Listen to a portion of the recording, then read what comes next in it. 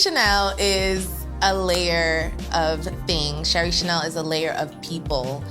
Cheri Chanel is a mother, a entrepreneur, a jack of all trades. Cheri Chanel is a spiritualist, a healer. The list goes on. Cheri Chanel is like a multitude of things. If I had to describe myself in 3 words, Cheri Chanel is honest, sensitive. I don't always come off as sensitive, but I am. I take things to heart. I take things very personal. I would say that Cheri Chanel is very nurturing. The advice that I would give my younger self is definitely listen to your mom. When that little boy come knock on the door, don't go play with him, because it's not gonna be a game to be played about. Stay in school, finish high school, because you definitely can do it. Like, you're not too pretty and too cute to be a nerd. Like, you don't have to be a it girl your whole life. The biggest lesson that I've learned in my 20s is that everybody is not meant to go with you on your journey. You gotta learn how to take losses, and you gotta learn how to let people go. Friendships, relationships. I've had friendship breakups that just hurt so bad, like to the core. I would obsess over these friendship breakups for like months. Then I realized like life goes on, and look where I am now without that friendship. And I would have to assess, like, would I be there if we were still friends? So maybe us not being friends was best for me to get to where I am now. I am definitely, most grateful for my daughter. She taught me a lot of lessons along the way.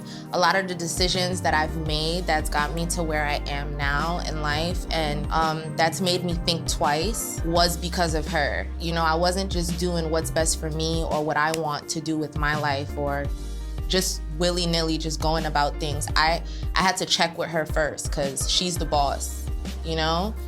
So that's who I'm most grateful for. I'm most grateful for my boss, my daughter. I would call this upcoming chapter of my life from scratch. I've felt like I was successful before. Like, I've had that feeling of like, oh my God, like I finally made it. I'm on my feet, everything is great. Things are, like, I got my own apartment, I got my own car, like I got my own money, I'm going to work, like I'm stable. I've had that feeling before, and then suddenly life takes a pivot, and you don't think that you're gonna get any lower than that. But it happens, because it's a part of life, you know? There's ups and downs. And right now where I am, I'm not where I feel like I'm gonna be anytime soon. So I'm definitely starting from scratch. Like, I'm starting everything from scratch. I'm gonna reassess, make new plans, figure it out from scratch, and build. My biggest fear is, this is about to be funny. My biggest fear in life is my daughter, like, being asked, like, hey, what does your mom do for a living? And she doesn't have a good answer. That is my biggest fear. Like, she can't, like, I want her to say something like really great and strong and positive, and people are like, really? Wow, like your mom did that? Like, yeah, like my mom had me when she was young, and she's this, like she's dope. Like, my mom is a nurse. My mom is who's to say like I won't be a doctor after that, or a surgeon? Like, I want her to have a really strong answer so she could like nana boo boo people.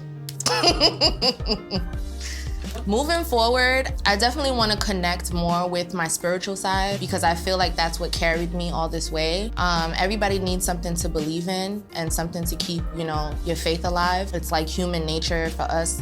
We just need that drive, something to look to, something to pray to whenever you're feeling down. And my spirituality has been that for me. It's been like an anchor for me. So I want to get closer to my spirituality, and I want to like stand on that. That's what I want. I want to be more spiritual moving forward. I want to be stronger in my spirituality. I am.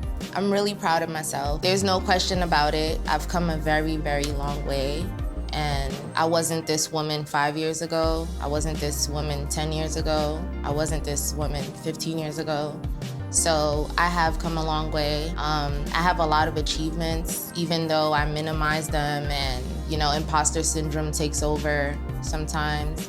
But I do believe in myself, and I am very proud of myself. One of my 3 wishes would definitely be to just go to sleep and just wake up and everything is perfect, like the way that I imagined it. Like, I have everything, and it doesn't necessarily have to be money because money isn't everything, but like to just be worry-free and comfortable. My second wish would probably be to end human and child trafficking. That is a huge thing for me because me and my daughter have these conversations all the time, and as a mom, you don't only wish to protect your child, you wish to protect every child, everyone's kids. Like, you're like a super mom. And when I hear things that are going on in the world, and it just makes me feel bad, you know, that you can't do anything about it. And also it makes you think, it makes you paranoid, it makes you sad, you know, because if you're an empath, you take in all of those emotions and you take on the weight of